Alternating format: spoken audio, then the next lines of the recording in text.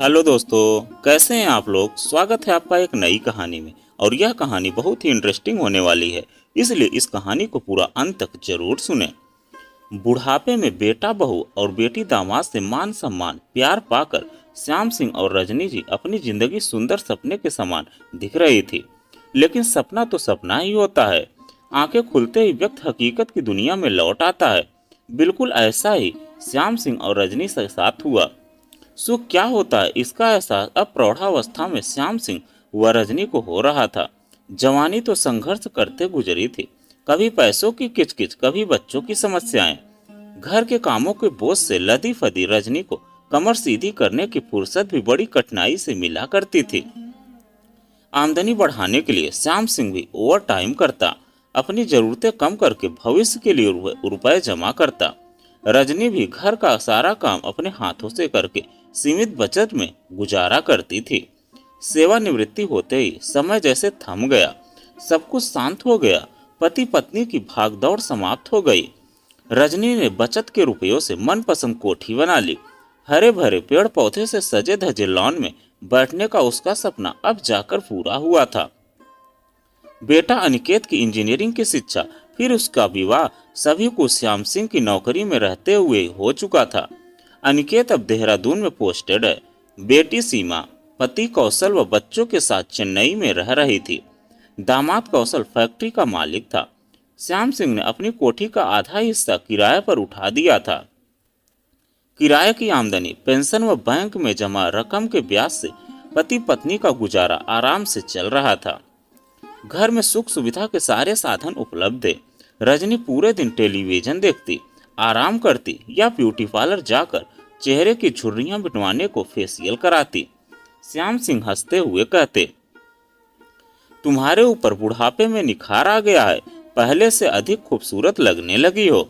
श्याम सिंह व रजनी सर्दी के मौसम में सीमा के घर चेन्नई चले जाते और गर्मी का मौसम जाकर अनिकेत के घर नैनीताल में गुजारते। पुत्री दामाद बेटा बहू सभी उनके सम्मान में झुके रहते।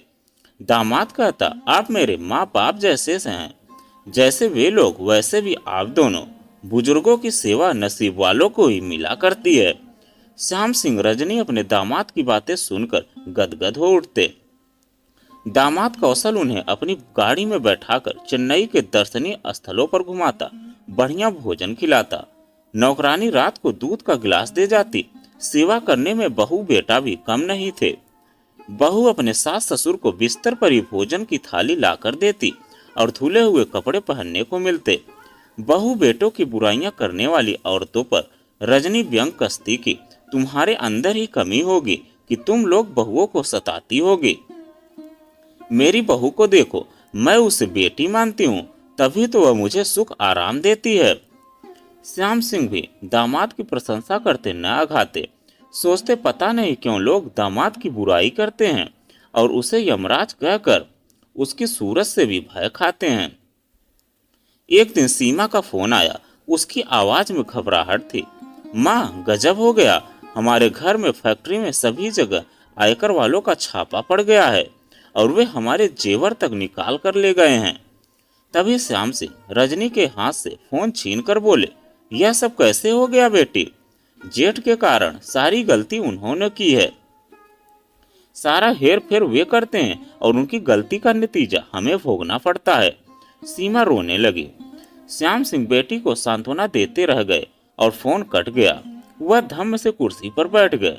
लगा जैसे शरीर में खड़े रहने की ताकत नहीं रह गई है और रजनी का तो जैसे मानसिक संतुलन ही खो गया। वह पागलों की भांति अपने सिर के बाल नोचने लगी। श्याम सिंह ने अपने आप को संभाला, रजनी को पानी पिलाकर धैर्य बधाया कि जीवन में परेशानियां तो आते ही रहते हैं, सब ठीक हो जाएगा। एक दिन बेटी दामाद उनके घर आ पहुंचे। संकोच छोड़कर सीमा अपनी परेशानियां बयान करने लगी। पापा, हम लोग जेठ जेठानी से अलग हो रहे हैं, इन्हें नए सिरे से काम जमाना पड़ेगा, कोठी छोड़कर किराए के मकान में रहना पड़ेगा। काम शुरू करने के लिए लाखों रुपए चाहिए, हमें आपकी मदद की सख्त जरूरत है। दामाद कौशल हाथ जोड़कर सास ससुर से विनती करने लगा, पापा, आप लोगों का ही मुझे सहारा है, आपकी मदद न मिली तो मैं बेरोजगार हो जाऊंगा। बच्चों की पढ़ाई रुक जाएगी। श्याम सिंह व रजनी अपनी बेटी व दामाद को गरीबी की हालत में कैसे देख सकते थे। दोनों सोच विचार करने बैठ गए। फैसला यह लिया कि बेटी दामाद की सहायता करने में हर्ज ही क्या है। यह लोग सहारा पाने और कहाँ जाएंगे, अपने ही काम आते हैं। यह सोचकर श्याम सिंह ने बैंक में जमा सारा रुपए निकालकर दामाद के हाथों में थमा दिया। दामाद ने उनके पैरों में गिरकर कृतज्ञता जाहिर की और कहा कि वह इस रकम को साल भर के अंदर ही वापस लौटा देगा। श्याम सिंह और रजनी को रकम देने का कोई मलाल नहीं था। उन्हें भरोसा था कि दामाद उनकी रकम को लेकर जाएगा कहाँ, कह रहा है तो लौटाएगा जरूर। फिर उनके पास जो कुछ भी है बच्चों के लिए ही तो है। बच्चों की सहायता करना उनका फर्ज है। दामाद उन्हें माँ बाप के समान मानता है और उन्हें भी तो उसे बेटे के समान मानना चाहिए। अपना फर्ज पूरा करके दंपत्ति राहत का आभास कर रहे थे। बेटे अनिकेत का फोन आया तो माँ ने उसे सभी कुछ स्पष्ट रूप से बता दिया। तीसरे दिन ही बेटा बहू दोनों आकस्मिक रूप से घर आ धमके।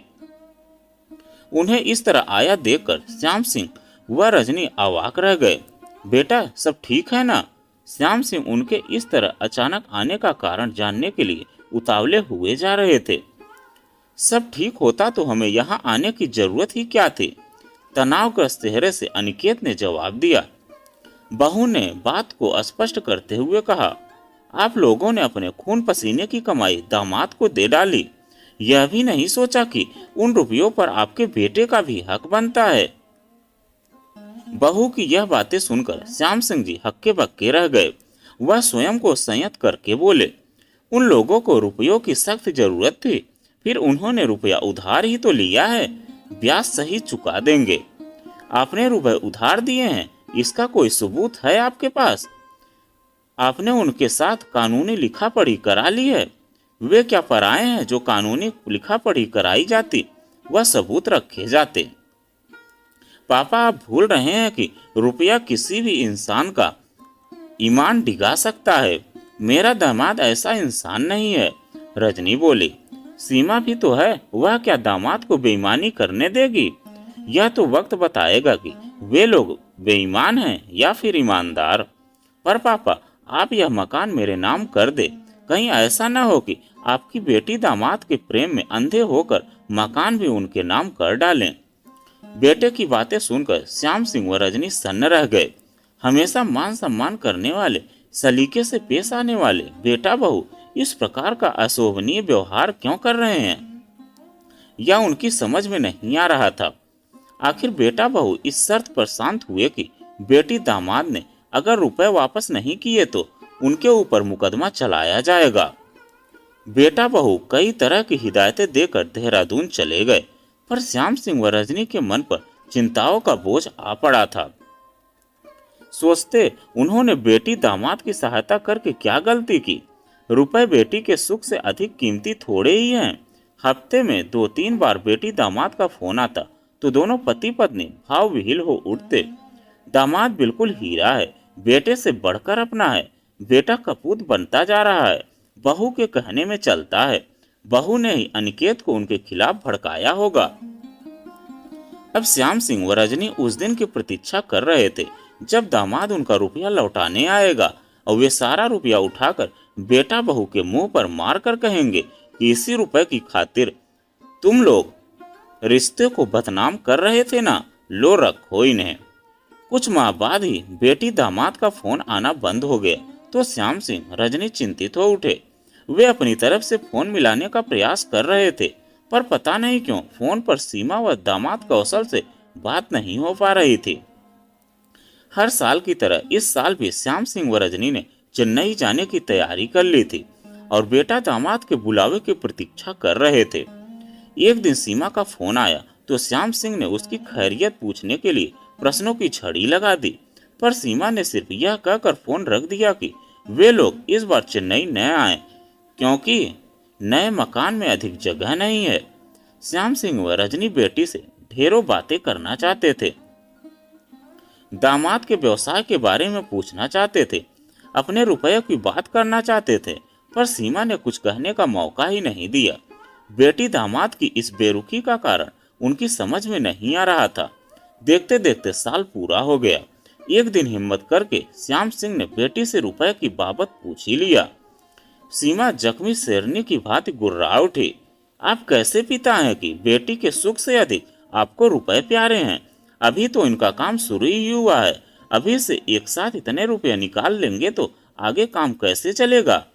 दामाद चिंघाड़ कर बोला, मेरे स्थान पर आपका बेटा होता तो क्या आप उससे भी वापस मांगते? आपके पास रुपये की कमी है क्या? यह रुपया आपके पास बैंक में फालतू पड़ा था।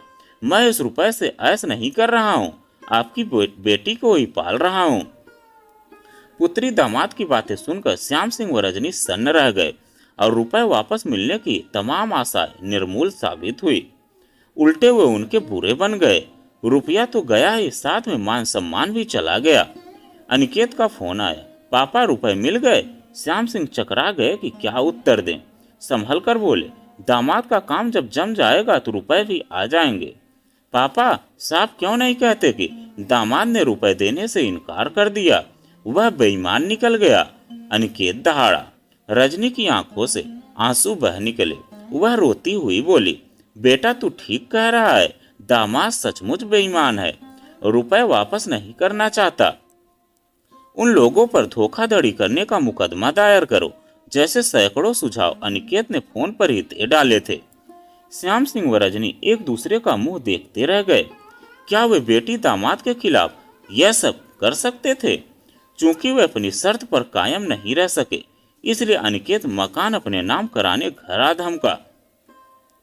पुत्री दामाद से तो संबंध टूट ही चुके हैं, बहू बेटा से न टूट जाए, यह सोचकर दोनों ने कोठी का वसीयतनामा व सारी कानूनी कार्रवाई करके पूरे कागजात बेटे को थमा दिया।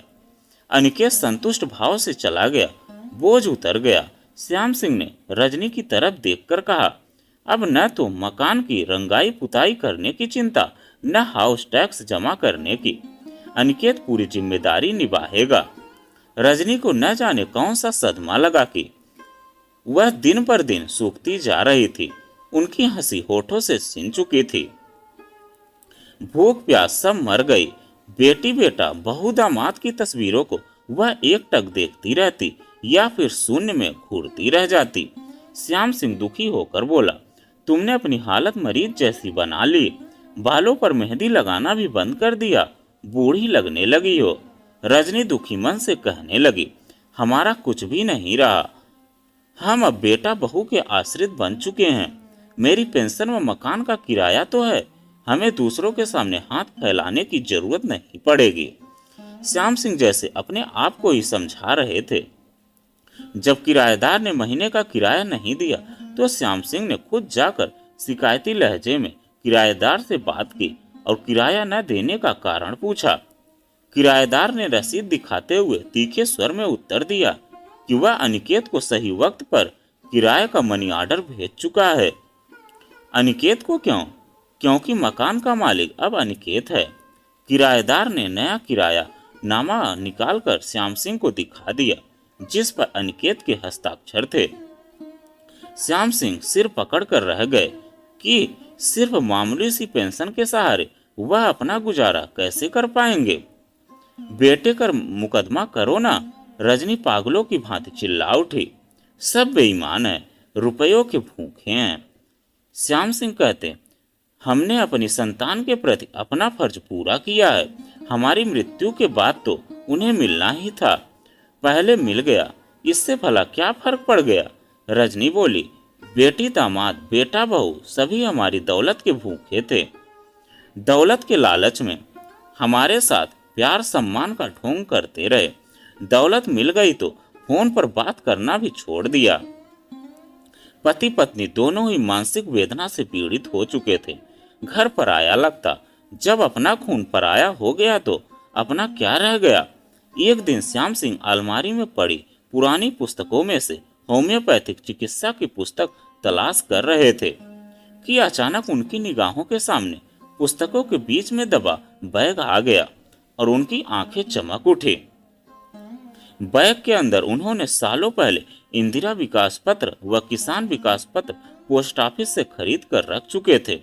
जिसका पता न बेटी को था न बेटा को न रजनी को। यहाँ तक कि खुद भी उन्हें भी याद नहीं रहा था। मुसीबत में यह 80,000 रुपए की रकम उन्हें 80 लाख के बराबर लग रही थी। उनके अंदर उत्साह उमड़ पड़ा, जैसे फिर से युवा हो उठे। हफ्ते भर के अंदर ही उन्होंने लॉन के कोने में टिन का सेट डलवाकर एक प्रिंटिंग प्रेस लगवा दी। कुछ सामान पुराना वे खरीद लाए और नौकर रख दिए। रजनी भी इसी काम में व्यस्त हो गई। श्याम सिंह बाहर के काम संभालता तो रजनी दफ्तर में बैठती। श्याम सिंह हंसकर कहते, हम लोग बुढ़ापे का बहाना लेकर निकम्मे हो गए थे। संतान ने हमें बेरोजगार इंसान बना दिया था। अब हम दोनों काम के आदमी बन गए हैं। रजनी मुस्कुराती, कभी कभी कुछ भूल जाना भी अच्छा रहता है। तुम्हारे भूले हुए बचत पत्रों ने हमारी दुनिया आबाद कर दी। यह रकम न मिलती तो हमें अपनी बाकी का जीवन बेटी दामाद और बेटा बहू की गुलामी करते हुए बिताना पड़ता। अब हमें बेटी दामाद बेटा बहू सबको भुला देना ही उचित रहेगा। हम उन्हें इस बात का एहसास दिला देंगे कि उनकी सहायता के लिए बगैर भी हम जी सकते हैं और अपनी मेहनत की रोटी खा सकते हैं। हमें उनके सामने हाथ फैलाने की कभी जरूरत नहीं पड़ेगी। रजनी व श्याम सिंह के चेहरे आत्मविश्वास से चमक रहे थे, जैसे उनका खोया सुकून फिर से लौट आया हो और वह अपनी ही दुनिया में खुश रहने लगे। तो दोस्तों, यह कहानी आपको कैसी लगी कमेंट में लिखकर जरूर बताइएगा। अगर आप हमारे चैनल पर नए हैं तो प्लीज़ चैनल को सब्सक्राइब कीजिएगा और वीडियो को एक लाइक कीजिएगा। तो चलिए मिलते हैं एक नई कहानी के साथ में एक नए वीडियो में।